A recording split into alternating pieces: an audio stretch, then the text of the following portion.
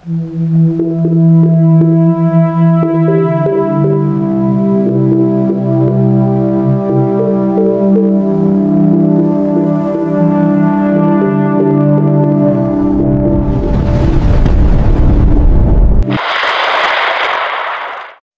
araw sa inyong lahat. Narito na po ang pinakabagong at detalyadong ulat tungkol sa panahon, lalo na sa bagong low pressure area na ating sinusubaybayan sa silangang bahagi ng ating bansa. Sa kasalukuyan po, patuloy pa ring lumalapit ang LPA patungo sa silangang bahagi ng Luzon. Ito pong sistema ang pangunahing sanhi ng malalim na maulap na papawirin at kung minsan, malalakas na pag-ulan na kasalukuyang nararanasan sa mga lalawigan ng Cagayan Valley Region.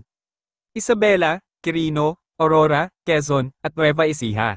Ang patuloy na paglapit ng LPA ay nagdudulot ng patuloy na pag-ulan sa mga lugar na ito na maaaring magdulot ng pagbabago sa antas ng tubig sa ilog at posibleng pagbaha kung magpapatuloy ang malakas na ulan sa darating na mga oras. Samantala, hindi lamang po ang LPA ang may epekto sa ating panahon. Patuloy din pong nakakaapekto ang hanging habagat na nagmumula sa kanlurang bahagi ng Palawan.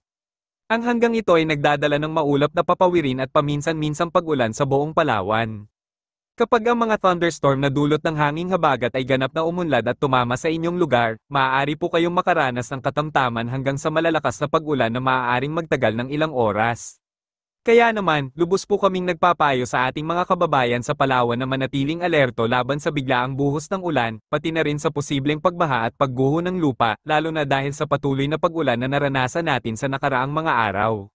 Para naman sa mga lugar na nasa hilagang bahagi ng Luzon tulad ng Batanes at Babuyan Group of Islands, inaasahan po nating makakaranas sila ng bahagyang maulap na papawirin, na minsan ay may kasamang mahinang pag-ulan.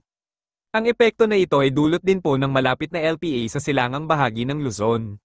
Sa nalalabing bahagi ng Luzon, kabilang ang Ilocos Region, Pangasinan, Zambales, Tarlac, Bataan, Batangas, at mga kalapit na lalawigan, inaasahan po nating magkakaroon ng pagpapabuti sa panahon. Maaari po tayong makakita ng sikat ng araw sa umaga, ngunit kapag dumating ang hapon at gabi, magiging bahagyang maulap na naman ang langit na may kasamang katamtaman na pag-ulan na dulot ng mga cloud cluster na nagmumula sa LPA sa silangang bahagi ng Luzon. Para sa Mimaropa at Bicol Region, inaasahan din po nating magkakaroon ng pagpapabuti sa panahon. Makakakita po tayo ng sikat ng araw sa umaga, ngunit sa hapon at gabi, magiging bahagyang maulap na naman ang langit at maaaring may kasamang pag-ulan kapag ang mga thunderstorm ay ganap na umunlad at tumama sa inyong lugar. Kaya naman, manatiling alerto po tayo sa biglaang buhos ng ulan at kung lalabas po kayo ng tahanan, ugaliing magdala ng payong o anumang proteksyon laban sa ulan, lalo na sa hapon at gabi. Sa kasalukuyan po, ang Visayas at Mindanao ay nakakaranas ng maaliwalas na panahon. Makikita po nating sumisikat ang araw sa halos buong araw sa mga rehiyong ito. Kaya naman, hinihikayat po natin ang lahat na magdala ng proteksyon laban sa matinding sikat ng araw tulad ng sombrero, salamin pang-araw, at sunscreen, pati na rin ang sapat na tubig para manatiling hydrated ang katawan.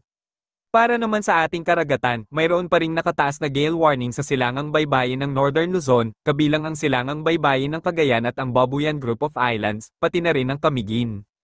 Sa mga lugar na ito, ipinagbabawal ang pagpapalaot dahil inaasahan po nating magkakaroon ng matataas na alon at malakas na hangin na maaaring magdulot ng panganib sa mga mangingisda at barko. Bukod pa po sa LPA na nasa loob ng ating Philippine Area of Responsibility, mayroon din po tayong nakitang bagyo sa labas ng PAR.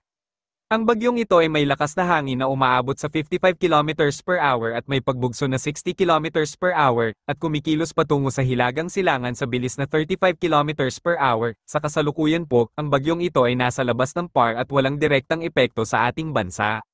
Dahil sa bilis ng kanyang paggalaw, inaasahan po nating mabilis itong makakalayo sa ating bansa sa darating na mga oras, kaya walang dapat ipag-alala tungkol dito. Gayunpaman, manatiling alerto pa rin po tayo sa LPA na nasa loob ng PAR. May posibilidad pa rin itong lalong lumapit at maglandfall sa silangang bahagi ng Luzon, posibleng dumaan sa Aurora patungo sa Metro Manila kung hindi magbabago ang kanyang direksyon.